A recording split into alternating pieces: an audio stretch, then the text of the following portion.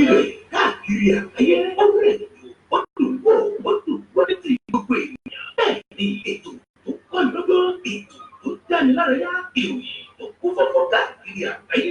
káàkiri ọjà àjọ gbẹ́yẹ ètò tó ń gbé ìlérò ètò tó ní ṣe pẹ̀lú àṣà ìròyìn eré ìdárayá ìròyìn àwọn gbajúmọ̀ òṣèré bẹ́ẹ̀ ni live on air advert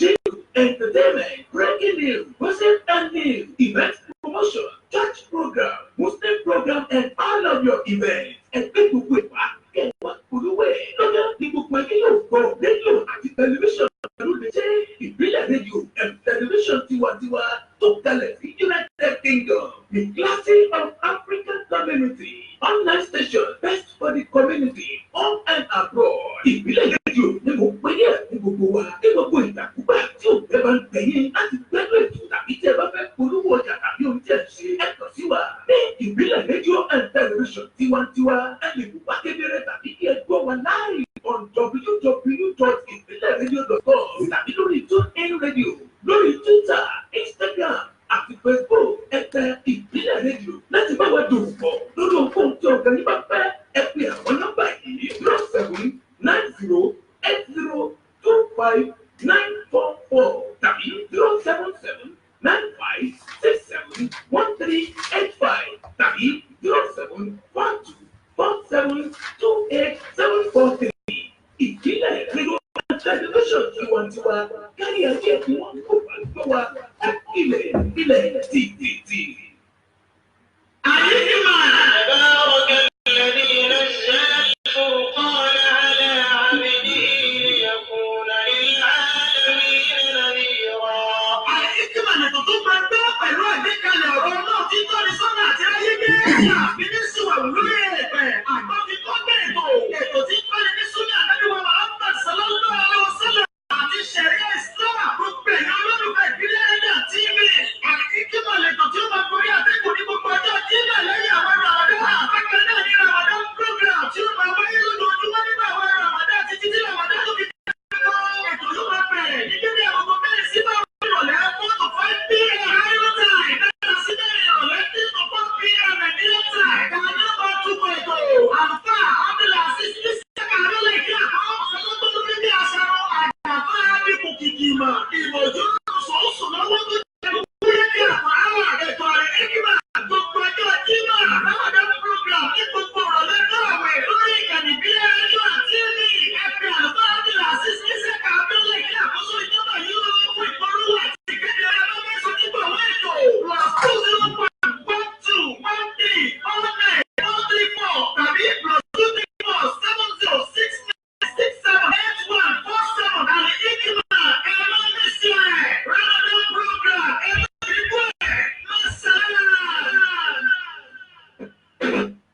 أعوذ بالله من الشيطان الرجيم بسم الله الرحمن الرحيم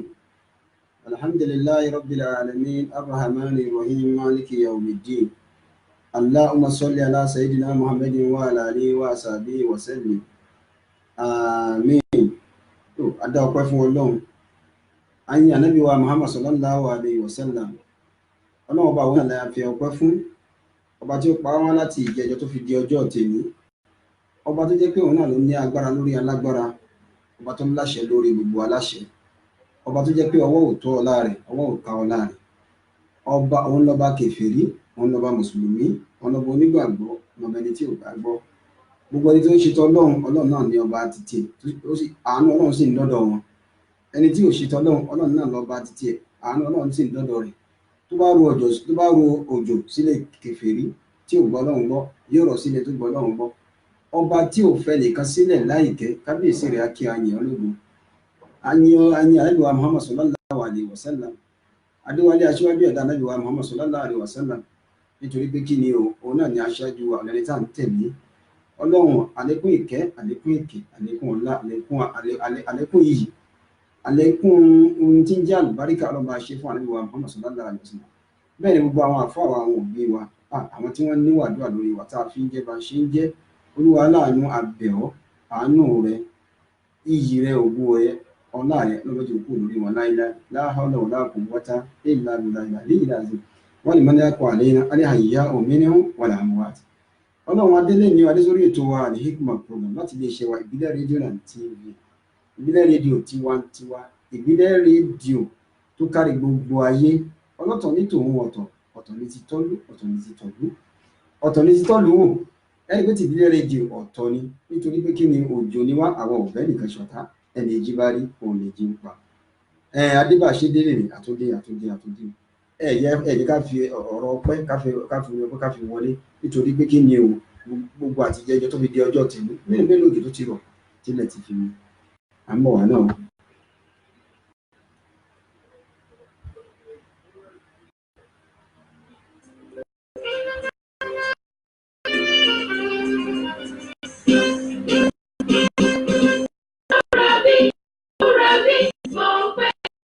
Alhamdulillah.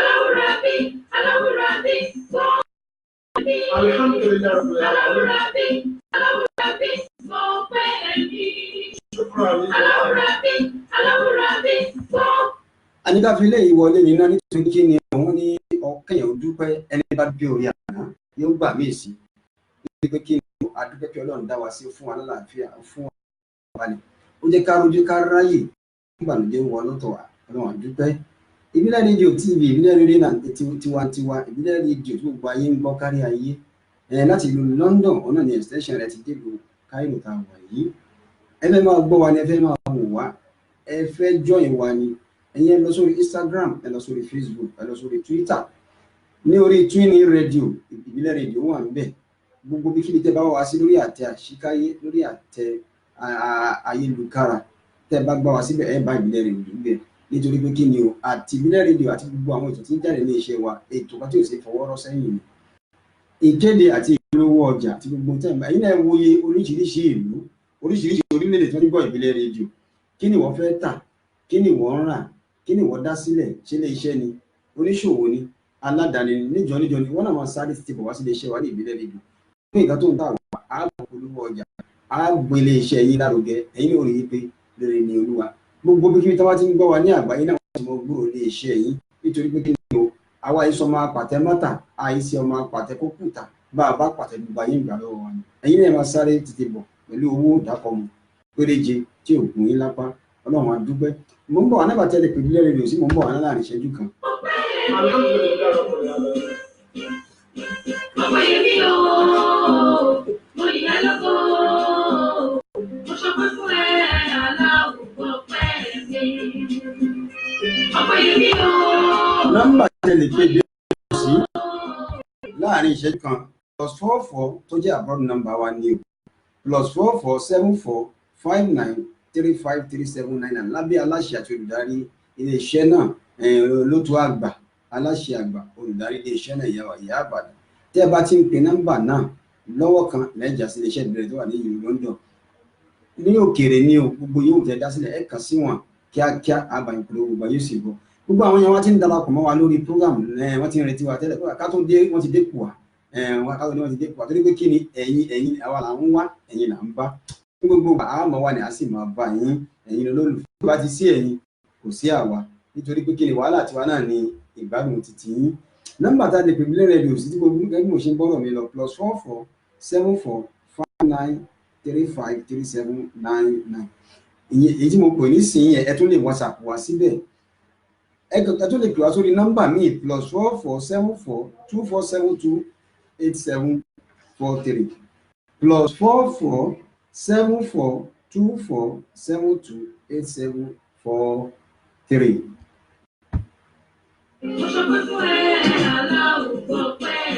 Ọlọ́run a dúpẹ́ fún ẹ nìyẹn lóògùn.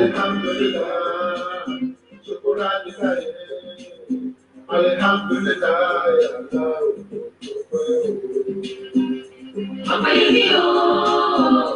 mo yẹ lọ́kọ́, mo ṣọpẹ́ fún ẹ aláwọ̀ pẹ́ mi.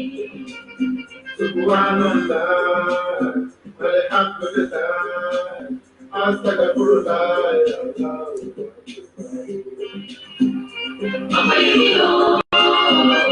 mo yẹ lọ́kọ́, mo ṣọpẹ́ fún ẹ aláwọ̀ pẹ́ mi.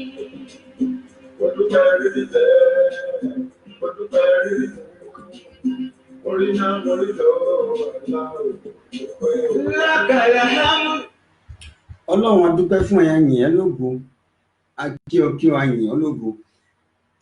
Èmi ọmọ yín mo tún ti dé òní olólùfẹ́ yín àbúrò yín ọ̀rẹ́ yín sí orí ètò wa Al-Hikmat program tí wọ́n ṣe tí ẹ̀ ń gbọ́ ní ọjọ́ Jímọ̀ tí ń wá sí etí ìgbọ́ yín àti ojú ìgbọ́ yín láti ẹnu èmi ọmọ yín olólùfẹ́ yín àbúrò yín Abdulaziz Isiaq Abiola ìdí àkówọ ọmọ bíbí wọn ní ìlú Òṣogbo. Èmi ló máa kí ó gbẹrú mọ́ kí ó gbọ́ ẹ̀kọ́ ọmọ torí pé ẹrú ní sí ní àgbà kan ẹ̀kọ́ kì í síyàn ọmọ àgbà kan òbí mọ́lẹ̀ kó wù àkà bàgà bá bí mọ́lẹ̀ tó bá wù àkà gbogbo títí ọmọ rẹ̀ jẹ níbẹ̀. Àwa ló máa sọ̀rọ̀ bí olóko àwọn Òṣogbo òròkè àrè pẹ̀ta àrùn bẹ̀rẹ̀ ṣùgbọ́n òun ni. Lórí ètò Al-Hikmat program ìkéde àti ìpolówó ọjà yìí náà ṣe pàtàkì. À ń kí yín àdúpẹ́ lọ́wọ́ ibẹ̀ ṣe ń darapọ̀ mọ́ wa àti wa Suliyat ní ọ̀dà Facebook wa wọ́n ti darapọ̀ mọ́ wa Suliyat Ọlájúmọ̀kẹ́ bàbá Adédùnní àwọn náà ti darapọ̀ mọ́ wa. Ọ̀pọ̀lọpọ̀ àwọn èèyàn pọ̀ bẹ́ẹ̀ tí wọ́n ń wò wá lọ́tùn lósì akínyẹ káàbọ̀ sórí ètò. Nọ́mbà wo lẹ lè pè mí sí +201121 349434.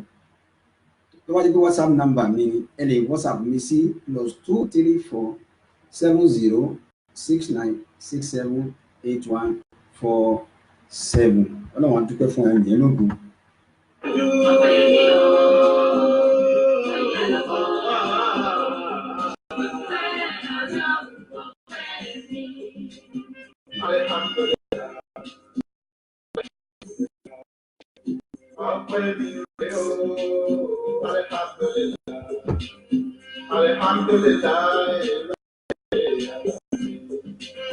Thanks for the sunshine.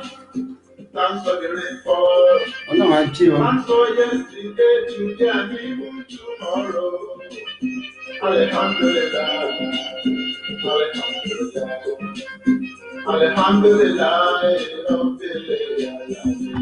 Ọlọ́run a dúpẹ́ fún ẹ̀yà yìn ọ́ lógo ẹ̀rí èyí tá a fi wọlé orin ọpẹ́ ni alhamdulilayi nítorí pé kí ni o kò sí bó ti wù kí ẹ̀dá orí wọn ni nígbà tí Ọlọ́run bá gan òkèra rẹ̀ ń bì kan ó ní wàyí ń tàwọn dúró ní mọ́tàlá ìlàtò ṣùwà gbogbo ẹ̀yin àti èmi tí a bá ka orí tí Ọlọ́run ṣe fún wa látò ṣùwà a ò lè ṣe kí ni a ò lè ka orí náà tán nítorí pé kí ni o kò sẹ́ni tí Ọlọ́run ṣe fún àfihàn tí ó bá pé tòun ò tó. Kí ni nǹkan tó kà ọ́ láyà kí ni nǹkan tó jọ ọ́ lójú tó wàá máa wò pé Ọlọ́run ṣoore fún ọ Ọlọ́run ṣe tó pọ̀ bó o ṣe jókòó tó ń ronú nǹkan kan pé nǹkan báyìí ni mo tó fẹ́ nǹkan báyìí ni mo fẹ́ nǹkan báyìí ni mo fẹ́ wájú Ọlọ́run ìrírò tó ń ronú yẹn náà oore kan ló jẹ́ níwájú Ọlọ́run á dúpẹ́ fún àyìn Ọlọ́run adésọyìn púrógíráàmù lé ní o olúwa o wọ́n ní sọ̀rọ̀ ní bàbá sọ̀rọ̀ mo tábà sọ lẹ́nu Ọlọ́run mọ̀jẹ̀ á ṣì sọ. Abala ìṣẹ́jú 15 àkọ́kọ́ ti kọjá a wà ní abala ìṣẹ́jú 15 ẹlẹ́ẹ̀kejì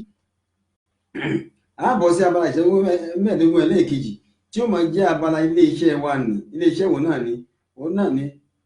wo náà ni Sky Maps Travels and Tour Global Venture gbọ́ Sky Maps Travel and Tours Global Venture abala títí wọn náà ni a fẹ́ bọ́ sí nísìnyí abala ìṣẹ́jú 15 ẹlẹ́ẹ̀kejì a wá sáré lọ sí ilé-iṣẹ́ wọn ká gbọ́ ìpolówó ká gbọ́ nǹkan tí wọ́n ní fún wa láti ilé-iṣẹ́ wọn nítorí pé kí ni o abala wọn náà ni òní àbọ́ sí báyìí iléeṣẹ́ Sky Map ẹ jẹ́ ká gbọ́ ọ̀dọ̀ wọn láàrin ìṣẹ́jú kan ká tó máa bá prógráàmù wa lọ.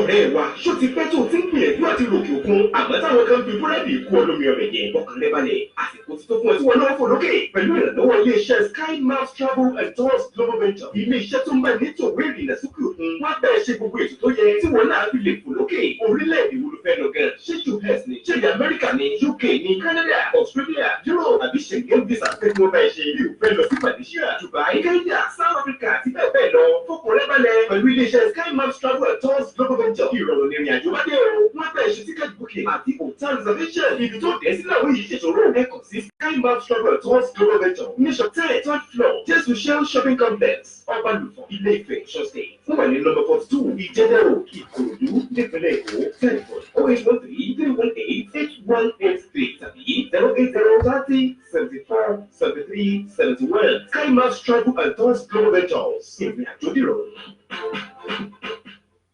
tó ẹ̀yin èèyàn wa ẹ káàbọ̀ padà sí orí ètò Al-Hikmat program láti iléeṣẹ́ wa ìbílẹ̀ rédíò náà TV. Kí la rí mú wá fún wa lénìí ní agbára pé à ń dúpẹ́ fún Olúwa lọ́wọ́ ẹni pé à ń bá àwọn ọ̀rọ̀ kan bọ̀ láti ìjẹjọ́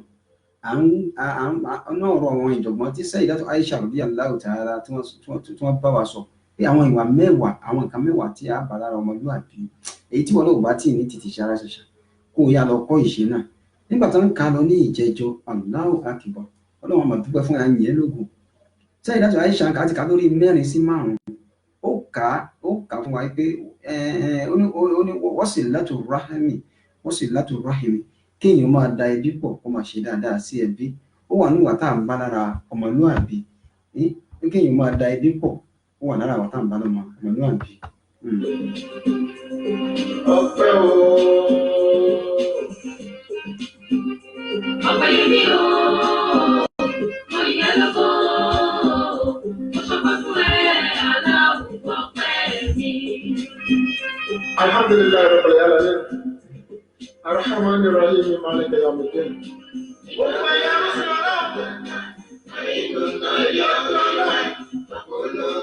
ara àwọn mẹ́wàá tí wọ́n ń kà fún wa wọ́n sì látò rahami ìwọ náà tó fẹ́ jọmọlúàbí tó fẹ́ kí gbogbo ayé mọ̀ pé ó wà responsible ìbá àjọkùnrin ìbá àjọbìnrin báwo ni wọ́n ṣe ń ṣe sí àwọn ẹbí rẹ̀ sí wọ́n sì látò rahami ká da ẹbí pọ̀ ká ṣe dáadáa sẹ́bí bàbá ìyá ìyàwó ọmọ àbúrò bàbá àbúrò ìyá inú ẹbí náà ni wọ́n wà inú ẹbí ni ẹlòmíín wà lókè òkun kò rí àǹfààní kankan ṣe fún àwọn mọ̀lẹ́bí ẹ̀ lóòótọ́ Yorùbá máa sọ̀rọ̀ wọn ní ẹbí ti bì ní lùgbó Allahu Akbar àwọn ẹbí mi náà le púpọ̀ nítorí pé kí ni òtórí ẹ̀ ní ọ̀pọ̀lọpọ̀ fi orí ẹ̀ pamọ́ ọ̀pọ̀lọpọ̀ ẹbí ṣe kí ni wọ́n ṣe bí aláìní pàápàá nílẹ̀ Yorùbá ṣùgbọ́n síbẹ̀síbẹ̀ náà wọ́n ní kò ní síbẹ̀síbẹ̀ bó ti wù kó lè rí lábẹ́ bó ti wù pẹ̀lú ẹ̀yẹn gbọ́dọ̀ gbìyànjú agbára èèyàn nítorí àwọn olóyìnbó ní do your best and leave the rest. Ànábì wa Muhammad sallallahu alayhi wa sallam nígbà tí ànábì ní ẹjẹ́ ń wọ́ọ̀nù yín wọ̀nyí jàmá mi ẹ̀yin èèyàn mẹ́yìn ìjọ mi ẹjẹ́ kí n wọ́ọ̀nù yín. Ànábì ní salasatun àwọn èèyàn mẹ́ta salasatun la yadkhulul janna ẹ̀gbọ́ salasatun la yadkhulul janna ànábì ní èèyàn mẹ́ta wọn ò ní wà ní Janna àwọn èèyàn mẹ́ta kan ànábì ní wọn à ní rí àánú Ọlọ́run lábẹ́ pọ́n Allahu Akbar ẹ̀bá nàbí Muhammad ṣe kà fún wa o wọ́n náà wá títí gbọ́ o ó ní àwọn èèyàn mẹ́ta yìí ò lè ráàánú Ọlọ́run wọ́n ní ya Rasulullah ìwọ òjíṣẹ́ náà Muhammad sallallahu alaihi wasallam kí làwọn mẹ́ta náà kan ẹlòmíì ń bẹ àǹtí alájà dada Airat Aláùsá láti ìlú Èkó ní Ìkòròdú náà tí ì bá ṣe mistake wọ́n ní salamu alaikum jumati mubarak akínyìn àkú jímọ̀ ní ọ̀pọ̀lọpọ̀ jímọ̀ náà jẹ́ kí a ṣe láyé mo tún rí kọ́mẹ̀ntì náà wọ́n ní alhamdulilayi rabbil alamin ọpẹ́ wa ẹnu ọpẹ́ wa Ọlọ́run ní jẹ́ kó kan ìyá wa ẹ máa bá wa ká lọ ànábì Sayyidatu Aisha ló ń sọ̀rọ̀ pé inú àwọn mẹ́wàá tó yẹ kọ́ máa ní òbí ó ní mi ìfẹ́ pẹ́ lórí ìyẹn púpọ̀ ó ní wasilatu rahim kéèyàn da ẹbí pọ̀ kó ṣe dáadáa sáwọn ẹbí ànábì wa ṣépè ànábì sallallahu alaihi wasallam ó ní la yadkhulul jannata as-salasatun ó ní àwọn mẹ́ta kan wà wọn ní wà ní Janna bàbá ìyá wọn náà gbọ́ pọ́ǹtì ànábì Muhammad ni táwọn ní bá wà láyé tí wọn náà bá bí tó bá béèrè lọ́wọ́ ẹ̀ àwọn wọn ní wà ní Janna à ń sọ̀rọ̀ nípa ìdá ẹbí pọ̀ pọ́ǹtì tí Sayyidatu Aisha kà fún wa ní mẹ́ta ni mẹ́wàá ni ẹlẹ́ẹ̀kẹta ẹlẹ́ẹ̀kẹrin là ń kà lọ. ànábì wa ni la yadkhulul jannata ànábì ní kò ní wà ní Janna wọ́n ní man ya Rasulullah ànábì ní as-salasatu àwọn èèyàn mẹ́ta kò ní wà ní Janna. bàbá ìyá ìwọ tó wà nídàálẹ̀ kódà ẹlòmíì ọkọ ìyàwó ni inú family a ní nuclear family and extended family ẹ̀yin olóyìnbó ẹ má bínú nuclear family ní family tá a mọ̀ wípé bàbá ìyá àtàwọn ọmọ àwọn náà pè ní nuclear family extended family ní family tó gùn bẹ̀ láti máa rí àwọn àbúrò ìyá àbúrò bàbá ìyá ìyàwó bàbá ìyàwó bẹ̀ láti máa rí ọmọ ẹ̀gbọ́n ọmọ àbúrò nínú extended family nìyẹn kódà nínú nuclear family ẹlòmíì tó jẹ́ bàbá ìyá àtọmọ ga kò ṣe dáadáa sí wọn bẹ́ẹ̀ Ànábì ní ẹ̀dá ẹbí pọ̀. Ànábì wá ní la yadkhulul jannata, kò ní wà ní janna o. Wọ́n ní ta ni? Wọ́n ní man ya Rasulullah. Ànábì ní àwọn mẹ́ta ni wọ́n. Ó ní alákọ̀ọ́kọ́ bẹ́ẹ̀ Ànábì ní mudminul khamri. Ànábì ní ẹni tí ń pọn ọtí. Pọ́ìntì Ànábì ní kò lè sí ká wọ́n sọ ẹni tó ń pọn ọtí, ọ̀tọ̀ làwọn tí ń mú, ọ̀tọ̀ làwọn tó ń pọn. Ànábì sallallahu alayhi wa sallam ó lẹ́ni tó ń pọn ọtí ò ní wà ní janna. Nínú ẹ̀sìn mùsùlùmí, ẹ̀sìn Islam, mi sọ nínú ẹ̀sìn mi, nínú ẹ̀sìn ti tàwa àrámù lọtí, èèwọ̀ ní àgbọ̀rọ̀ mú. Ànábì wá ní kò ní wà ní janna o, mudminul khamr, ẹni tí ń pọn ọtí. Ẹ jẹ́ ká fi bẹ̀yẹn lẹ̀ tó gbé ibẹ̀ kankan kọ́ ni mò ń lọ torí àsìkò. A wà ní abala Sky Maps Travel and Tour Global Venture. Abala ìṣẹ́jú mẹ́ẹ̀ẹ́dógún ẹlẹ́ẹ̀kejì ibẹ̀ la wà yìí. Wọ́n wá ní ta ni? Ànábì wá ní ẹlẹ́ẹ̀kejì musaddiqu bis-sihr. Ànábì ní ẹni tó bá nígbàgbọ́ nínú idán pípa, idán, àṣírù, àwọn àṣírí idán, kí èèyàn máa parí nípa ṣe magic, kó máa irọ́ náà pè ní magic. Tí èèyàn bá ní iṣẹ́ wò lóṣù tó náà jẹ́ magician kó purọ́ ni, torí kò sí nǹkan tó jẹ́ òótọ́ nínú magic. Ẹni bá bí ń ta àwọn èèyàn jẹ tí ń ṣe yóò ká àwọn èèyàn jọ, yóò wá mú, ó lè mú 5 naira dání kó ló di 200 naira, ó lè mú ìgò dání kó lóun sọ di sweet, ó lè mú aṣọ dání kó lóun fẹ́ sọ, ó lè dáná sílẹ̀ kó gùn lórí, gbogbo ẹ̀ àbámọ̀dá ni.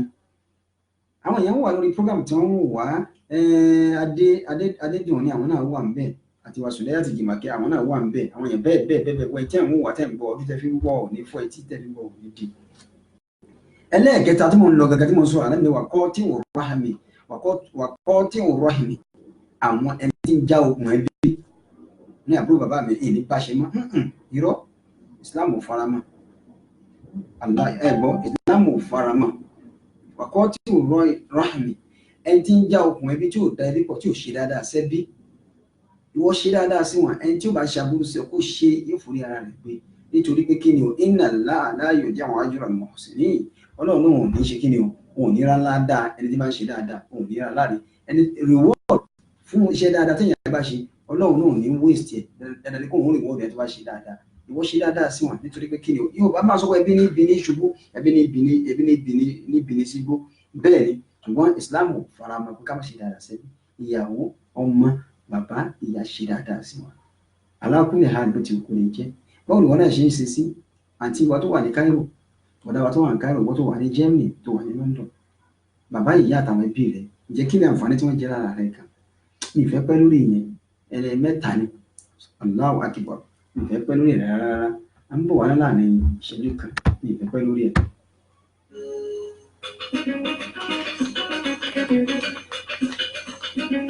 Ọlọ́run tó ṣe ohun tẹ́lẹ̀ tó lè ṣe, ó yẹ kí a máa kọ́ kí ṣọ́kàn ènìyàn. Tó bá béèrè tó pọ̀ ọmọ èèyàn lè bínú.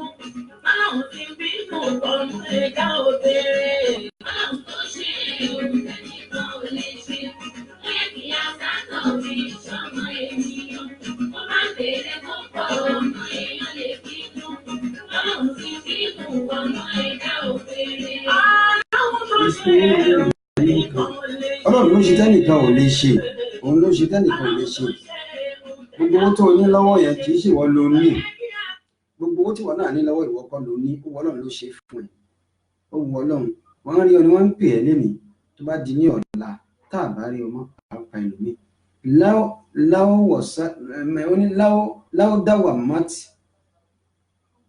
Láwọ́ mọ́tí lẹ́gẹ̀ èríkà máa wọ̀ sọ́ọ̀tà náà. Tó bá jẹ́ pé ipò tí wọ́n wà lénìí, tí wọ́n fi ń rówó tó ń rí jẹ tó ń rí mu tó ń lọ́lá, chairman yọ ni president ni gómìnà ní kìnìkan, láwọ́ mọ́tí lẹ́gẹ̀ èríkà. Tó bá jẹ́ pé ipò náà wà permanent fún ẹni tó wà ń bẹ̀ lánàá ni, máa wọ̀ sọ́ọ̀tà náà. Wọ́n náà ò ní débẹ̀ lónìí. Wọ́n á rántí ò wípé bó ṣe wá wà fún wọn lénìí, tó bá di lọ́jọ́ iwájú lọ́jọ́ ọ̀la, ìwọ kọ́ ló sì ń bẹ̀ o. Torí pé kí ni o, àwọn kan ló kúrò bẹ̀ kí ìwọ tó débẹ̀. Tí ipò bá fi ọ́ sílẹ̀, tó bá di ọjọ́ kan ó fipò sílẹ̀ o. Ọlọ́run ló ṣe ń tó rò pé Ọlọ́run ní ìwọ kọ́ ló ní, Ọlọ́run ló ní.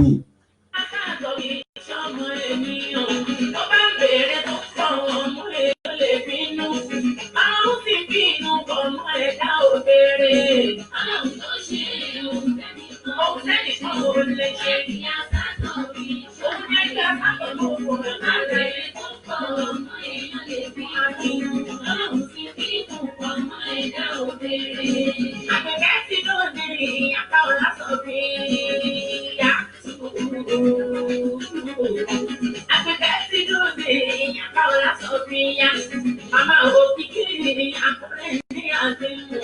Abidu ọmọ ti kí ẹlẹ tó bá ti ní ká. Ilẹ̀ bá òdì ká òun pé nílé ìkànsẹ́. Wọ́n bèlè agbọ́dọ̀ pẹ̀lú ti kì í ṣe tí. Ẹni mọ̀ yín sẹ́nu kò gbọ́dọ̀ báwọn ti sọ. Wọ́n bá bò yín ládùúgbò orin àkọ́là náà wí. Kì í sí náà tẹ̀sí bí kò bá gbé kalẹ̀ wọn rin. Gbogbo kò lọ sí àìyàn dúpẹ́ lọ́rọ̀ ìṣítí. Kọ́mẹ́ni tó pè é pé tí kì í péjì rárá o. Sọ̀rọ̀ ní tó pè é yẹn pé tí kì í péjì rárá. Ó ń bọ̀ Sọfíà ẹni kan lọ́hùn náà níṣẹ́. Ọlọ́run ṣe ẹni kan ò lè ṣe. Ẹ̀ẹ́dẹ̀ yá sátọ̀ rí sọ́nà èlò yẹn bá sátọ̀ náà ṣe pàrọ̀ bọ̀. Ọmọ èèyàn lè fi wá bínú. Ọlọ́run ti bí kò ọmọ ẹ̀dá òkèèrè. Ó wá lẹ́bi wọn fún òtítọ́ láwọn òtún wá. Ọlẹ́ni wọn fún òtítọ́ láwọn òtún wá. Tó bá di lọ́túnlá tó. Ọlọ́run ló ṣe tẹ́nìkan ò lè ṣe gbogbo tó rò pé wọ́n ní tí wọ́n ní láàrin ẹbí tábàkà láti òkè délẹ̀ o lè má sí ní nọ́mbà 50 o lè má sí ní nọ́mbà 100 gan níbi táwọn fámìlì ẹ̀ ti ń bọ̀ wá tá a bá kà láti gbogbo àwọn ancestors ẹ̀ tá ń kà bọ̀ Ọlọ́run tó wá fún àwọn ìwọ yọ tó sọ̀rọ̀ di èèyàn ó gbé ọ sókè ó gbé ọ ga ó fọwọ́ rẹ sókè kì í ṣiṣẹ́ ló mọ̀ ọ́n ṣe kì í ṣọgbọ́n ló gbọ́n kì í ṣe agbára ló ní kì í ṣe pé ìwọ mọ oní ọ̀pọ̀lọpọ̀ àwọn àyókù lọ nígbà míì Ọlọ́run mọ ẹni tó gbọ́ yóò sọ di olówó yóò àmọ́ ẹni tó gbọ́n yóò sọ di pa kó máa tẹ̀lé káàkiri Ọlọ́run tó gbé wọ́n tó fà wọ́n lọ́wọ́ sókè ṣé wọ́n máa ṣe máa ṣe opportunity ló ní fàlà tẹ́kítẹ̀ di mazíyà tó ń áfùdọ̀lì yàtọ̀ fàyè ó jáde fílẹ̀ màfòdó rẹ̀ háírò mazíyà tí opportunity ni wọ́n rí tí wọ́n fi débi tí wọ́n rí kí ló dé tó da ẹbí pọ̀ tó ń sáfẹ́ bí èèyàn lè forí ara rẹ̀ pamọ́ nítorí pé kí ni ayé le díẹ̀ ẹbí náà le ṣùgbọ́n síbẹ̀síbẹ̀ láàrin ẹbí láàrin ọmọ ìyá láàrin bàbá tábà kà ní méjì mẹ́ta kódà bó jẹ́ èèyàn kan èèyàn méjì wọ́n náà fà lọ́wọ́ sókè wọ́n sì látò rọ́ọ̀hà ní ìṣẹ́ ìdájọ́ àyíṣà wí wọ́n náà fà lọ́wọ́ sókè mélòó ló ti fà jẹ́ bíbi tí wọ́n náà déhùn ó lè jẹ́ bí ó lè má jẹ́ bí ṣùgbọ́n nìkan lóṣù ní sábàbí tí wọ́n náà débẹ̀ ó wà ń bẹ̀ lónìí ni tó bá di lọ́la tá a bá rí ọmọ àpẹlú mi ó ṣeé ṣe kankan máa wọ̀ ọ́ láyé báyìí kó má sí nípò mọ́ ká sì máa pàdé mẹ́rin lójú rẹ̀ kí ló fẹ́ ṣe fọ́nà tó náà má ṣe bẹ́ẹ̀. Sọ pé o ti dé, èèyàn ní ti àpọ̀ ẹ̀rí fún pa ò sí lé. Èèyàn lá níbi rẹ̀ ṣùgbọ́n báyìí láì kórèbì kan rárá. Wà á kọ́nà nígbà gbogbo ní ọlọ́run tó ṣe òṣèlú kan ò lè ṣe. Ẹ̀kí àtàtọ̀ rí sọ́mọ èmi. Òní ẹja àtàtà béèrè tó pọ̀ ọmọ èèyàn lè fi wá fi sọ. Ọlọ́run ti fi kún ọmọ ẹ̀dá òkèèrè. À ń lọ sí abala ìṣẹ́jú mẹ́ẹ̀ẹ́dógún ẹlẹ́ẹ̀kejì ìṣẹ́jú mẹ́ẹ̀ẹ́dógún ẹlẹ́ẹ̀kẹta abala Azeezat Travel and Tour láwà àwọn olùgbọ̀wọ́ àwọn abala Azeezat Travel and Tour náà láwà yìí àwọn olùgbọ̀wọ́ ẹ̀yìn ìyẹn wa iléeṣẹ́ ìbílẹ̀ rédíò náà TV láwà wo tẹ̀ ń tà kí lẹ̀ dálẹ̀ oníjọ oníṣòwò aládàáni olóṣèlú ìjọba gbogbo yẹn máa gbé tẹ́ ẹ dá sílẹ̀ ìgbà tẹ́ ẹ̀ dá máa gbé bọ̀ wá níjọ ni o ẹni mọ́sálásí lọ́sàn látò ní ẹ̀bàbà wá sórí ètò àlẹ́ ìpọ́n pàkẹ́ wá polówó ọjà yìí kẹ́ wá kéde kátẹ́ ẹ̀ bá ń tà ní owó péréte tí ò gbóyún lápá ẹ̀ náà láàfin dá yẹn lóhùn gbogbo tí ò gbóyún lápá ẹ̀ máa bọ̀ wá abala Azeezat Travel and Tour yìí ká ṣáré dé iléeṣẹ́ wọn kí ni nǹkan tí wọ́n ní fún wa. Gbogbo olórí ilé ilẹ̀ yìí àti lókè òkun àgọ́ àmójúbá iléeṣẹ́ tó mojú nígbà bá a ti ṣàìwé ìrìnà láti orílẹ̀-èdè kan síbòmí iléeṣẹ́ Azeezat Travel and Tour orílẹ̀-èdè ní UK, Canada, Australia, Bulgaria, Malaysia, gbogbo ẹ̀ka orílẹ̀-èdè ní òrìṣà ní òwò sí ẹ̀dẹ̀gẹ̀ iléeṣẹ́ Azeezat Travel and Tour ní ẹ̀kẹ́ sí ìgbà ìgbà ìwé ìrìnà ní ìtìkọ̀ nínú ọgbọ̀n lọ́gbọ̀n nínú káàlọ̀ sí visa application packages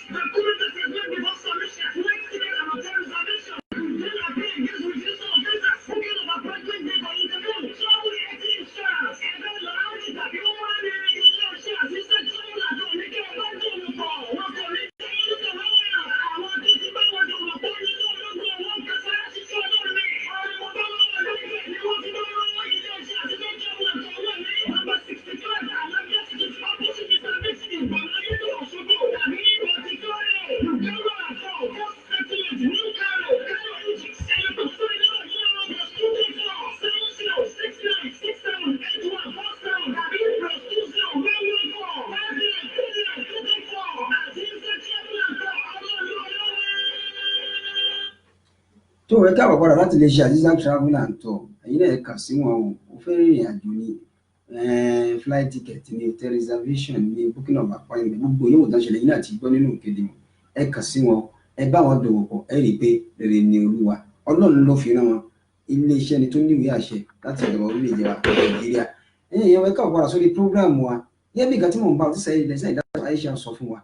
ó ní ká da ẹbí pọ̀ ká ṣe dáadáa sáwọn ẹbí Ànábì wa Muhammad sallallahu alayhi wa sallam arákùnrin kan lọ bá Ànábì sallallahu alayhi wa sallam ó ní ya Rasulallah ó ní wà Ànábì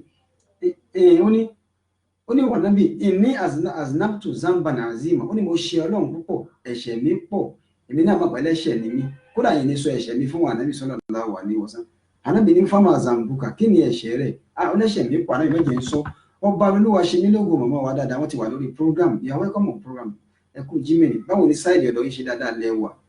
ó kọjá ẹ̀ka tó jọ ìwà mo mọ̀ pé kò sí aburú Ọlọ́run máa wà pẹ̀lú wa. arákùnrin lọ bá Ànábì Muhammad sallallahu alaihi wasallam ó ní ya Rasulullah ó ní wà Ànábì Muhammad sallallahu ó ní aznabtu zamban azima ó ní mo mọ̀ dẹ́ṣẹ̀ tó pọ̀ ẹrú ẹlẹ́ṣẹ̀ ní gbogbo aná táwọn wà táwọn gbọ́ wa gbogbo ẹlẹ́ṣẹ̀ wa ọlọ́bàṣà ìfúrú ẹ̀ṣẹ̀ wa jì wa wọ́n ní ya Rasulullah Ànábì wa ń béèrè lọ́wọ́ ẹ̀ ó tún wá béèrè ó ní fàálì ní mí ń tà ò bá ti ìwà Ànábì ìjẹ́ Ọlọ́run ní foríjì mi pẹ̀lú ẹ̀ṣẹ̀ mi Ànábì wa ní ẹ̀ṣẹ̀ rẹ̀ pọ̀ púpọ̀ níbẹ̀ ni àmọ́ ana istahayaitu ana aqula laka zambi ojú tì mí àti sọ ẹ̀ṣẹ̀ mi lójú gbogbo àwọn èèyàn Ànábì ní bójú bá ń tì ọ́ nígbà tó Ọlọ́run ti bù wá láṣìírí dákẹ́ mọ́ sọ àmọ́ fàálì laka min fàálì Allahu akbar Ànábì wa ní fàálì laka min ummi ìjọ oníyà láyé ẹ̀wọ̀n tó ń pè lẹ́bí Ọlọ́run níyà láyé oníyà ti kú ti pẹ́ wọ́n máa abuka bàbá rẹ̀ ń kọ́ ó ní bàbá mi náà ayé náà bàbá rẹ̀ ń kọ́ ayé náà àbí ó ní bàbá rẹ̀ ń kọ́ òun náà ò ní bàbá mà Allahu akbar Ànábì Muhammad tó wá béèrè lọ́wọ́ sallallahu alayhi wa sallam ìyá ń kọ́ ní kò sí ìyá bàbá ń kọ́ ní kò sí bàbá láyé am kọ́ lẹ̀ ó tún wá ní Ànábì tó wá béèrè lọ́wọ́ ẹ̀ wípé óye alilaka min khalati ìjọ ní láti wá kábí àbúrò bàbá àbá àbúrò ìyá lóbìnrin ǹjẹ́ o ní ó ní kọ́ọ̀là náà ó ní mo ní Ànábì wa musawala Ànábì tó wá kẹ́kọ́ lọ́wọ́ forí jọ fàbárùràhà Ànábì ní lọ́mọ ṣe dáadáa sí kó tọ́jú rẹ̀ dáadáa kó a máa fi ọ̀la rẹ̀ bẹ́lẹ̀ níwájú Ọlọ́run arákùnrin mọ̀ ṣe bẹ́ẹ̀ Ọlọ́run sì ránṣẹ́ sí Ànábì Muhammad arákùnrin ti tọ́jú àbúrò bàbá àbúrò yẹn ó ṣe dáadáa sí wọn nítorí èrè ìbẹ́ Ọlọ́run bá foríjì ẹbọ kéékèèké ní ìgbà láìsànà nínú ẹbí nínú fámìlì nínú ìran nínú kíta èyẹ wọ́n tara rẹ̀ dìde wọ́n sì látò rahim à ń pò lára abáradì Ànábì wa Muhammad sallallahu alaihi wasallam Ànábì tó ń jókòó jọ kan sallallahu alaihi wasallam nígbà tó wá jókòó ó wà láàrin àwọn èèyàn Ànábì wa ń sọ̀rọ̀ lọ pé èyí tẹ́ wà ń bí o gbogbo ẹni Allahu akbar ẹni tí ó bá jẹ́ pé ń já okùn ẹbí tí ò ṣe dáadáa síbí Ànábì ní kó dìde kúrò láàrin wa àfẹ́ torí pé bá a ṣe jókòó yìí àánú Ọlọ́run ní sọ̀kalẹ̀ sallallahu alaihi wasallam arákùnrin ọmọ kékeré kan ọ̀dọ́ ni ó wá dìde nígbà tó dìde wá lọ àṣùwọ̀n àti ẹ̀gbọ́n ẹ̀ wọ́n ní gbóná wọn aṣọ tí wọ́n bára wọn sọ tí ò ṣe dáadáa sí ó wá padà lọ bá wọn ní àǹtí ẹ̀wọ̀n ajá parí ìjà wa ó sì parí ìjà wọn ó ṣe wo ẹ̀ fún wọn nígbà wọn parí ìjà wọn tán ó wá padà wá báwọn Ànábì táwọn Ànábì ti jókòó Ànábì wá ní pé alhamdulilayi níbi tá a wà yìí o àánú Ọlọ́run ti dé torí ẹni tí ò ṣe dáadáa sẹ́bi ó ti padà lọ ṣe dáadáa sí wọn sallallahu alayhi wa sallam à ń bọ̀ wá ná. ọ̀rọ̀ títí kú ọ̀nàbẹ̀ ọ̀nà ènìyàn láti fọ̀rọ̀ títí kú ọ̀nàbẹ̀ ọ̀nà ènìyàn fọ̀rọ̀ àná ti bá mi ìyá tilẹ̀ tó mú àfọ̀rọ̀ máa yẹ kó wà ọ̀rọ̀ ọ̀rẹ́ òní ṣe alẹ́ ṣe lè rí ìrìn àlẹ́ ti lè rí àfọ̀rọ̀ máa ká sẹ́yìn aláwọ̀ ló máa ń jẹ́ bẹ́ẹ̀ títí ìjà nípúlẹ̀ fẹ́ẹ́ fi èèyàn pè ó lè bẹ̀rẹ̀ wọ́n lọ ó lè bẹ̀rẹ̀ wọ́n lọ ó lè bẹ̀rẹ̀ wọ́n lọ nígbà táwọn ò lè o akẹ́kẹ̀lé ọmọ ènìyàn asán ni wà láàyè kẹ́kẹ̀ náà lọ́wọ́ wọn bá ti jáde ìpínlẹ̀ láyé láyé. ọlọ́run tó ṣe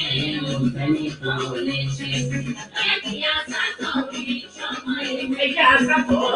èrè tó pọ̀ ọmọ èèyàn lè fi wá wá kó sí. ọlọ́run ti fi kún ọmọ ẹ̀dá òbèrè. ìwọ náà máa gbọ́ òun ni Ọlọ́run ló ṣe tẹ́nìkan ò lè ṣe tó bá jọmọ èèyàn ni yóò ti bínú ká béèrè lọ́wọ́ èèyàn lénìí lọ́la lọ́tùnà tó bá di ìjọ mẹ́rin yóò sùn àníṣe mo jẹ ṣé fámìlì mi jẹ fámìlì ẹ lówó ni ṣé èmi mo kó báyẹn ni Ọlọ́run nìkan tó bá tí èèyàn sá ti gbogbo tó wà nípò Ọlọ́run ló gbé ọ débẹ̀ wọn náà ṣe dáadáa nítorí ìníkọ́ torí ọ̀la ni. ṣáà ìdájọ́ Aisha radiyallahu ta'ala bàbá ọmọ lọ́lá akínyín láti ìlú Germany àwọn náà ti jẹ́ wà lórí program wọ́n ní happy Friday àtọ́ àwa wọ́n ní ẹ̀kú iṣẹ́ o báwo ni Friday lọ́dọ̀ iṣẹ́ dáadáa lẹ́wà ṣé à ń gbòòrò lé Ọlọ́run mọ̀ wá pẹ̀lú wa Ọlọ́run lè fi wálẹ̀. Ànábì wa Muhammad sallallahu alaihi wasallam ṣáà ìdájọ́ Aisha tó wọ́n ń kà á lọ pé nǹkan tó ń gbọ́ lẹ́nu Ànábì wọ́n ní wọ́sẹ̀ ìdájọ́ Aisha kí ló gbọ́ lẹ́nu Ànábì Muhammad sallallahu alaihi wasallam ó ní nínú àwọn wà tó yẹ ká bá lára èèyàn ó ní wà bázílò lè ma'ruf kéèyàn ó mọ Allahu akbar ó ní wà bázílò lè ma'ruf kéèyàn ó máa ṣe dáadáa kó máa tọrẹ kó máa ṣàánú ọ̀tọ̀lẹ́ tó sọ lẹ́ẹ̀kan pé ká ṣe dá sáwọn fámìlì nìyẹn àwọn ẹbí àwọn ọ̀rọ̀ já ẹbí nù tó ìbá dín wà nídàlẹ́ gan tó bá ń lọ bìkan àwọn ìyàwó pẹ̀lú wà rántí ọmọ ẹni tí ìwọ ṣe ìtumọ̀ rẹ̀ ni pé rántí orúkọ ẹbí rẹ̀ má bà orúkọ bàbá rẹ̀ jẹ́ má bà orúkọ òbí rẹ̀ jẹ́ ẹbí kan ló ti jáde fámìlì kan ló ti jáde bàbá tó bí ọ fámìlì kan ló ti jáde ìyá tó bí ọ fámìlì kan ló ti jáde gbogbo àdúrà lèèyàn lè ṣe tí tó lè gbà àwọn àdúrà kan bẹ téèyàn bá ṣe kò lè gbà mọ́ kódà bọ́ dọ́gbọ́n sí ayé ó mọ̀ yìí pé kò gbà àdúrà téèyàn lè ṣe tí Ọlọ́run lè gbà láyé bàbá tó bí ọ kó wá ní bàbá èèyàn dáa kò dáa o ò lè gbàdúrà k'Ọlọ́run fi bàbá mi ṣe bàbá rẹ̀ kò possible ìyá dáa ìyá ò dáa ìyá tó bí ọ ó ti bí ọ ná bàbá tó bí ọ ó ti bí ọ ná nínú àwọn àdúrà tí ò lè gbà mọ́ ni bàbá àwọn ò dáa o Ọlọ́run máa ń change bàbá àwọn kò lè change ẹ̀ láyé kódà bẹ́ẹ̀ ẹni bá fi ọ ṣe ìyá tẹ́ni ẹlẹ́ni fi ọ ṣe ìyá ẹni bá fi ọ ṣe ló bá dọ́dọ̀ iwájú yóò padà claim ọmọ ẹ̀ ọmọ kò yẹ oníyá ni bẹ́ẹ̀ náà ni pé ìlú báyìí ni wọ́n ti bí mi ọmọ Nàìjíríà ní mi yẹn kọ́nà kó sì mí lọ́mọ gbogbo mi tó bá nationalize ayé mà kó nationalize síbi kan ní ó yẹ sọ́mọ bẹ second citizen ló jẹ́ níbẹ̀ kò sọ́gbọ́n ẹbí rẹ̀ náà lẹ́bí rẹ̀ àìsàn ìdájọ́ Aisha tó wọ́n ń kà wọ́n wà bázínù lè ma'ruf àfàkọ́ kéèyàn máa fọ́n má jẹ́ kí ọwọ́ rẹ̀ ó dì báyìí máa ṣoore máa tọrẹ máa ṣèyàn láàánú ṣèbí wọn náà retí àánú Ọlọ́run èyí mẹ́rin ni wọ́n ṣe láàánú bàbá wọn máa lọ́lá ẹlòmíì ò ṣàánú ẹlòmíì Allahu Akbar ẹlòmíì ò dá àgbàdo sílẹ̀lẹ̀ fún adìẹ rí láyé ká tó wá sọ pé yóò á ṣèyàn lóore àfà kan ní pé ìzìrá jẹ̀mílà wàláwó fi gẹ́rì mọ̀ọ́dí ẹ̀yìn kódà àbíkọ́ wípé wàláwó fi gẹ́rì mọ̀ọ́dí ẹ̀yà ó ní kó gbin dáadáa síbì kan kódà kó jẹ́ pé kì í ṣàyè tó yẹ kó gbin dáadáa sí oníwọ̀n náà gbé sílẹ̀ torí pé máa ha bà kọ́ tún jẹ̀mílà ìnà zẹ́rẹ́ àhá kò síbi tá a gbin dáadáa sí láyé tó lè wéèsì tó lè ṣègbè bí ayé ó sọ bí wọn bá sọ lójú rẹ wọn ó sọ lẹ́yìn rẹ bó ṣe gbé aburú náà yóò sọ bí wọn bá sọ lójú rẹ wọn ó sọ lẹ́yìn rẹ atakóró wọnú àdó rẹ kò lè mọ́mọ́ rẹ wọ kò pọ́síbù ẹ̀yin náà wò abala tá a wà nìyẹn bázílù lè ma'ruf anabi Dáúdà alayhi salatu wassalam anabi Dáúdà jókòó níjọ́ kan anabi Ọlọ́run anabi Dáúdà bàbá wọn ọlọ́lá ẹ̀yin tẹ́ wà lórí program tẹ́ ẹ̀ ń gbọ́ mi anabi Dáúdà alayhi salatu wassalam ó jókòó níjọ́ kan ó ní ọmọ kékeré kan anabi Dáúdà náà ní àwọn ẹlẹ́sìn òun ní àwọn kìrìsìtẹ́nì ń pè ní David bàbá ẹ̀ ní King Solomon tí a mọ̀ sí anabi Sulaiman òun ní ọmọ fún David tí a mọ̀ sí anabi Dáúdà David ìyẹn ní bàbá ọmọ ní Solomon tí a mọ̀ sí Sulaiman anabi Dáúdà wá jókòó níjọ́ kan alayhi salatu wassalam ẹ máa bá mi kálọ kí ló dé tó wọ ẹlòmíì ṣe báyìí rí ò láwọ́ owó afẹ́kọ́ náà wọ́n máa ṣe dáadáa fún wọn náà kéèyàn ń láwọ́ kó ṣe dáadáa sá ẹ máa gbọ́ Kùránì kọ́ wa lẹ́kọ̀ọ́ púpọ̀ o Kùránì ní pé èèyàn ò gbọ́dọ̀ díwọ́ kúnkún Kùránì wá sọ pé èèyàn tún gbọ́dọ̀ láwọ́ jù ìyẹn ni pé iná àpà ẹ má nánà àpà àmọ́ ẹ ṣe àánú. Anabi Isa alayhi salatu wassalam tá a mọ̀ sí Jesus Christ ọ̀rọ̀ ẹ̀ mo fẹ́ kóòtì yìí anabi Isa alayhi salatu wassalam la ilaha illallah anabi Isa alayhi salatu wassalam ó ní man radda sa'ilan ẹnikẹ́ni yòówù tó bá jẹ́ pé wọ́n bá tọrọ lọ́wọ́ rẹ̀ wá dá ẹni náà padà ó dẹ̀ lágbára àti ṣe ó wá ṣe fún wá dàgbà anabi Isa ló sọ ẹni Jesus Christ ó ní man radda sa'ilan ó ní ẹni tó bá dá ẹni tó tọrọ nǹkan lọ́wọ́ rẹ̀ ẹni tó reject ẹ̀ èèyàn wá tọrọ nǹkan lọ́wọ́ rẹ̀ ó dẹ̀ lágbára àti ṣe fún un wá dá padà ó ṣe fún un ní kó máa lọ ẹni yẹn wá padà banújẹ́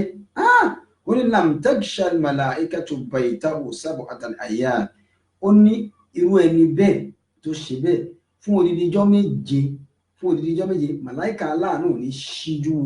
ojú àánú wò màláìka aláàánú ò ní yálé ẹ̀ fún odidi ijọ́ méje fún odidi ọ̀sẹ̀ kan tó bá jẹ́ pé èèyàn kan ló ṣe bẹ́ẹ̀ fún Allahu akbar bazilul ma'ruf ẹ ṣe dáadáa sẹ́yìn Aisha tó ló ń kà fún wa bẹ́ẹ̀ nínú àwọn ọ̀rọ̀ tó ń kà lọ sẹ́yìn Aisha tó ló ń kà Ànábì Dáúdà alayhi salatu wa salam ó wá jókòó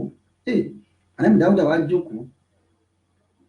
ó lọ́mọ kékeré kan ọmọ ọ̀dọ́ ni tálà pẹ̀lú ọmọ bí ọmọ 20 ọdún ọmọ bí sí 20 sí 25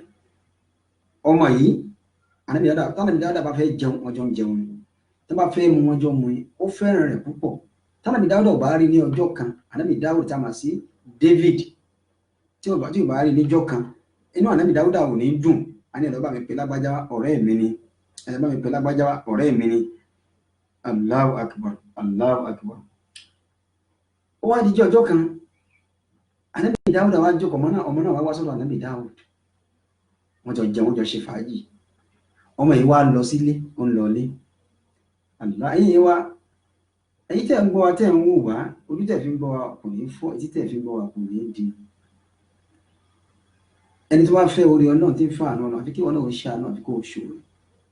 Ànábì wa Muhammad sallallahu alayhi wa sallam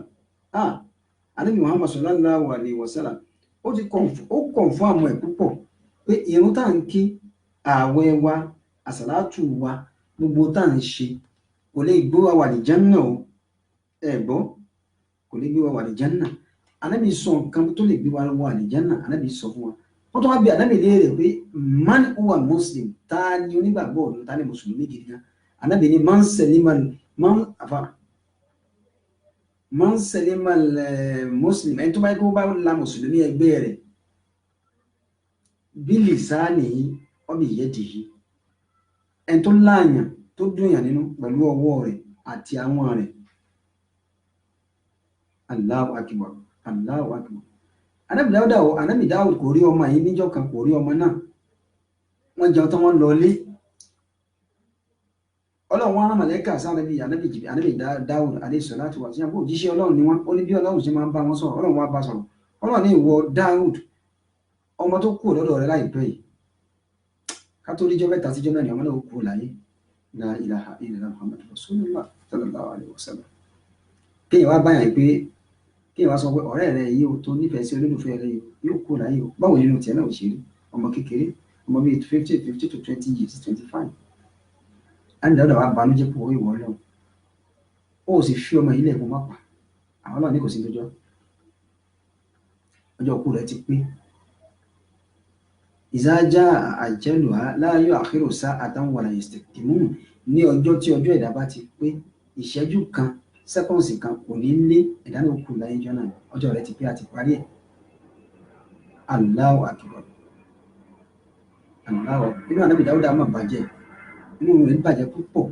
inú Ànábì Dáúdà bàjẹ́ púpọ̀ tí ì ṣe kékeré inú rẹ̀ ẹ̀yẹ̀ wa iléeṣẹ́ wa Ìbílẹ̀ rédíò náà TV Ìbílẹ̀ rédíò tiwantiwa Ìbílẹ̀ rédíò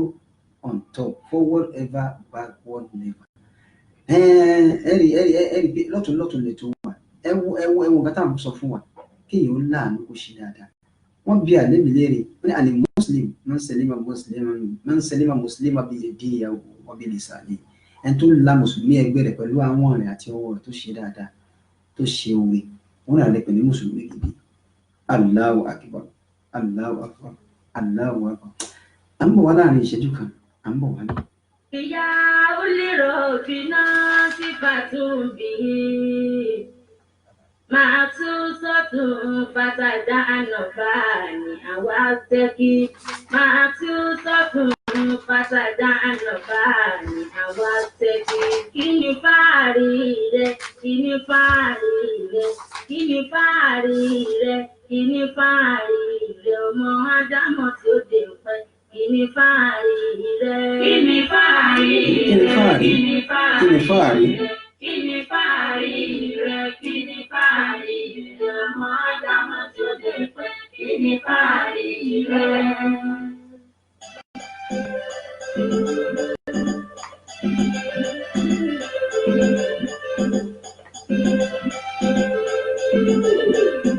Olóyàsí tí ó bá ń dalẹ̀, ohun tó bá ní wáyé ta nígbà tàdáyé, lòtórí ẹ̀yìn kò sí bó ṣe tó. Olóyàsí tí ó bá ń dalẹ̀, ohun tó bá ní wáyé ta nígbà tàdáyé. ẹ̀yin náà gbọ́n tó lórí wọn ń sọ ó ní kò tó yọ̀ sí tí ò bá ìdálẹ́ ohun tó yẹ pé kò bá wa wáyé nígbà tá a dáyé la tó ní tá a bá sì tún lọ àní mú lọ kí ló tí wọn náà ò ṣe dáadáa kò jẹ́ ká yé mọ̀ yìí pé n tó o ní títì ẹ̀ kọ̀ ò mú wáyé àní mú lọ dáadáa tó bá fi ṣe. Ànábì wa Muhammad sallallahu alayhi wa sallam Ànábì ní ummati la yadkhuluna al-jannah onígbòdìláàhù ummati la yadkhuluna al-jannata bi kathrati as-salati ó ní àwọn ìjọ mi ò ní wà ní Jánnà pẹ̀lú pé wọ́n kírun púpọ̀ àbí wọ́n yan náfìlà púpọ̀ àbí wọ́n sin Ọlọ́run púpọ̀ ó ní wàlá síyàm wà nítorí pé wàlá síyàm ó ní àti pé kí ni o àti àwẹ̀ tí wọ́n gbà pé wọ́n gbàwẹ̀ púpọ̀ wọ́n wà fi wà ní Jánnà Ànábì bẹ́ẹ̀ kọ́ o irun rẹ̀ àwẹ̀ ò ní gbé wà ní Jánnà wọ́n wá ní ya Rasulullah wọ́n bí máa nadkhulu al-janna kí ni nǹkan tá a fi wà ní Jánnà tó lè gbé wa dé rí ojú rere Ọlọ́run tí ó gbé wa dé ògo tí ó gbé wa dé inú ọgbà àdẹ̀ra Allahu akbar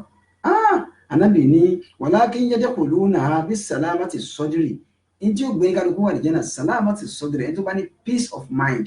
tó ní clean of mind open mind tí ó ní àjẹ́ ọkàn burúkú sọ́mọlàkejì ọkàn rẹ̀ mọ́ sí ọmọlàkejì wọ́n sàkàwátò nufus ẹbí rẹ̀ sì máa tọrẹ ó máa ń ṣàánú Ànábì nínú ẹni bẹ́ẹ̀ ó ní irú àwọn kan tó lè gbọ́ àlìjánnà nìyẹn Allahu akbar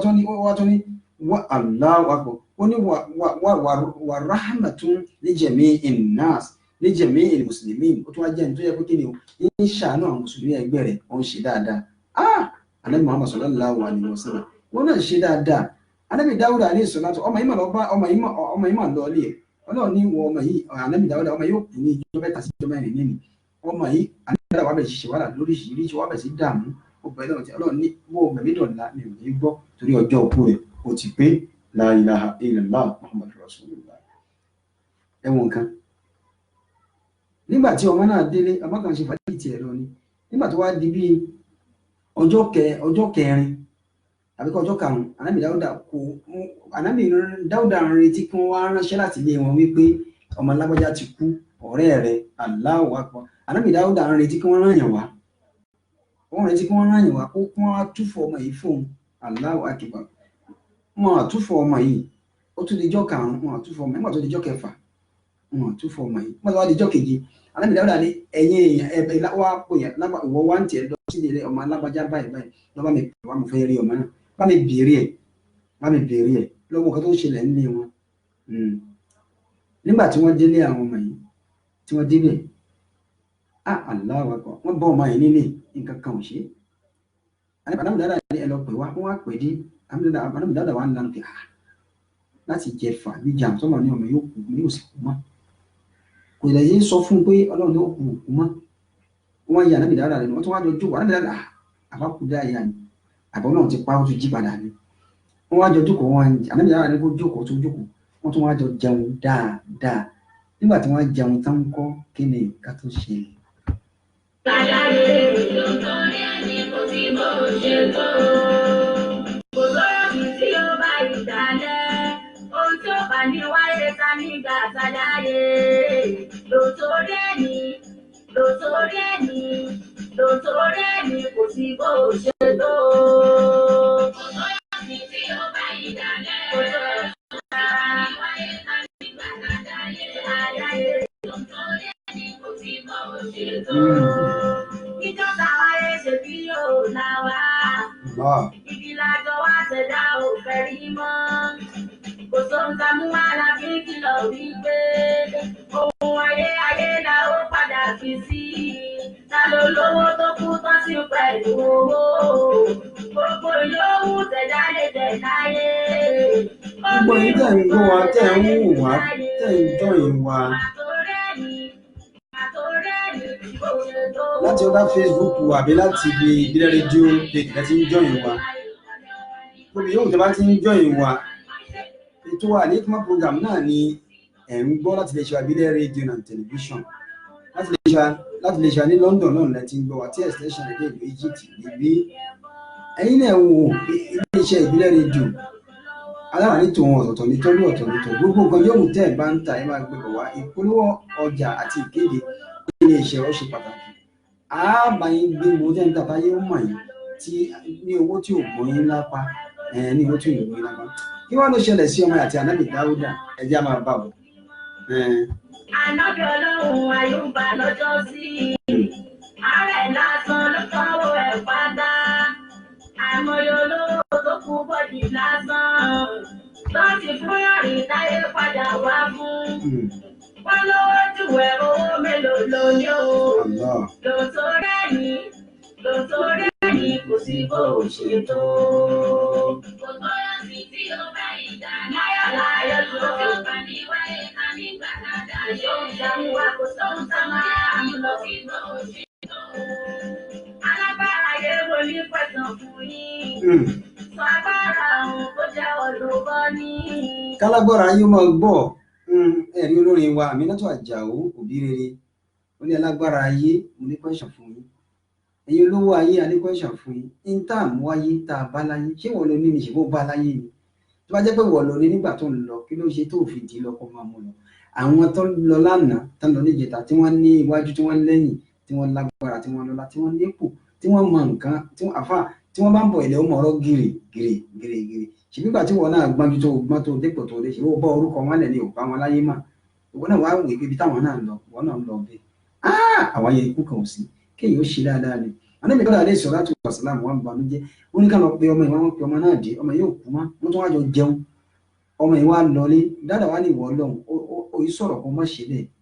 kí ló dé tó fi jẹ́ pé ó sọ pé ọmọ yìí ó kùjọ mẹ́ta tí ó fi kú láyé ọmọ náà ò kú láyé má ò ní pọ kí ló tó fi pa Allahu Akbar Ọlọ́run ní ìsìn ọ̀rọ̀ rẹ̀ ò tí ì tó Ọlọ́run wá ní màláíkà tá a ní kó lọ pa ọmọ gan Allahu Akbar Ọlọ́run ní kí n sọ tó ṣẹlẹ̀ fún ọ ọjọ́ kú ọmọ yìí pé ọjọ́ tọmọ yìí ń bọ̀ ọgbọ́n tọmọ yìí kú lọ́dọ̀ rẹ tá a sọ fún ọ yìí pé ọmọ yìí tó wà yìí o yóò kú ọ̀tún látọmọ yìí yóò kú o ní ọjọ́ tó kú lọ́dọ̀ rẹ tó ń lọlé ọmọ náà ní owó kàlápò owó yẹn Allahu Akbar owó yẹn jẹ́ níta lè pè ní bóyá bíi 30 naira Allahu Akbar nígbà tọmọ náà di ojú ọ̀nà ó pàdé oníbàárà ẹnìkan tí ebi ń pa ó pàdé ẹnìkan bá àgbàlagbà tí ebi ń pa tó yẹ pé kò fún jẹjẹ ẹnì bàbá yìí wá pé ọmọ ìdá kò wá ebi ń pa mí ni mo fẹ́ jẹun ọmọ yìí ò sì ní jowó yìí lọ ọmọ dẹ̀ wá wò yí pé àṣìbí bí tóun ti ń bọ̀ lọ́dọ̀ Ànábì Dáúdà òun ti jẹun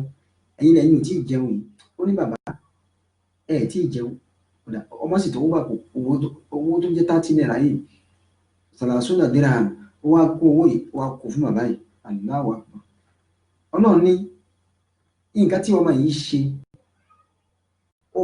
bá ìyọ́nà ọmọ Ọlọ́run bá pàdé níjọ́ náà mo wá wò wípé ọmọ tí mo ní mo fẹ́ pa ní ọ̀túnla tó kùjọ́ mẹ́ta tí ó kú láyé ẹ̀yin mẹ̀lẹ́kà ẹ̀ gbọ́dọ̀ pa á mọ́ ẹ lọ wo bí tá a kọ fáìlì ẹ̀mí rẹ̀ sí wípé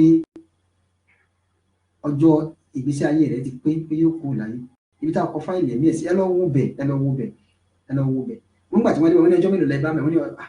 ní ọjọ́ mẹ́ta péré náà la bá ń bẹ̀ ọ́ náà ní ọjọ́ kọ̀ọ̀kan ẹ bá mi sọ di ọdún mẹ́wàá nítorí pé ọgbọ̀n díríàmù ló fi sí kíni òun ló fi tọrẹ díríàmù kọ̀ọ̀kan mẹ́wàá kọ̀ọ̀kan a máa sọ di 20 years fún Allahu Akbar ẹyọ kọ̀ọ̀kan ọjọ́ kọ̀ọ̀kan ó di 20 years ọjọ́ kọ̀ọ̀kan ó di 20 years ọjọ́ kọ̀ọ̀kan ó di 20 years ó jẹ́ 60 years lọ́mọ tó ti pé bí 20 to 25 years ẹ dágun ṣe ẹ̀mí rẹ̀ gùn àbí ò padà gùn Ànábì Dáúdà wà lànà ó ní ìwọ Ọlọ́run ọmọṣòro ó gbé ìjà o ẹ wà á nú tọmọ yìí ṣe tóun tó sì ṣe òun mà pé ọjọ́ kú òun ti pé Yorùbá ní bókù dẹ̀dẹ̀ kí olóore ó jì sí kòtò mọ̀nàmọ́ná ó tàná ìwọ náà ṣe dáadáa àtẹ̀mí àlẹ́yà ṣe dáadáa. Gbogbo bàrọ̀ ni tó sún tí ò jí mọ́ lálábọ́rọ̀ kìí ṣe ló padà jábọ́ ògùn tó jẹ́ ewé òkùnkàn kó gbé lẹ́kún. Tó bá lọ jẹ́ pé ẹ fi ń pààyàn lẹ́kún. Ọlọ́run òde kan ti ní kọlà kọ̀ọ̀kọ̀. Á padà rohun tó tó àwọn tàná rí. Á padà rohun tó tó àwọn tàná rí. Tó kọ́kọ́ sọ pé kò sí bá òṣèré tó. Gbogbo yóò sì tí ó bá ìdálẹ́. Ẹ̀yin èèyàn wa ní ká máa fi àsìkò yìí dágbére nítorí pé àsìkò wa ti kú wa ní pápá márùn kí a ṣáájú délé iṣẹ́ ìbílẹ̀ Mìíràn TV ní ìṣẹ́jú kan kí a máa ṣe kí ni ká máa fi àsìkò yìí dágbére nítorí pé ààrẹ ọjọ́ mú sọ lókùn ọjọ́ mú sọ lókùn.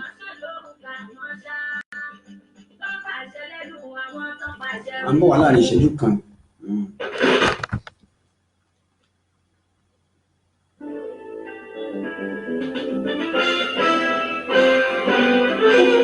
Káàkiri àgbáyé ọ̀rẹ́ ìlú ọdún wo ọdún gbọ́dọ̀ tí gbogbo ènìyàn bẹ́ẹ̀ ni ètò tó kọ́ni lọ́gbọ́n ètò tó dáni lárayá ìròyìn tó kún fọ́fọ́ káàkiri àgbáyé kápolówó ọjà kájọ gbúgbẹ́jẹ ètò tó ń pè nílọ ètò tó ní ṣe pẹ̀lú àṣà ìròyìn eré ìdárayá ìròyìn àwọn gbẹjúmọ̀ òṣèré bẹ́ẹ̀ ni live on air.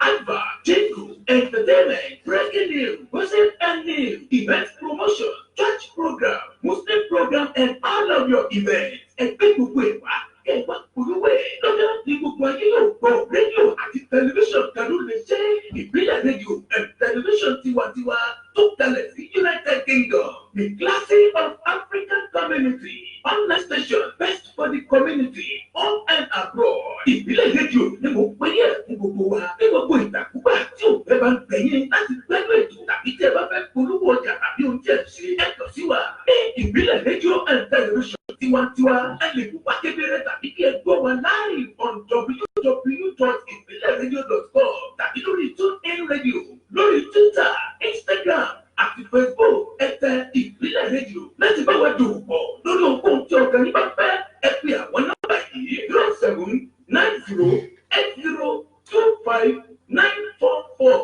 tàbí 07795671385 tàbí 07424728743 ìbílẹ̀ rédíò and television tiwantiwa kárí ayé ni wọ́n ń wò wá gbọ́ wa ilẹ̀ títí.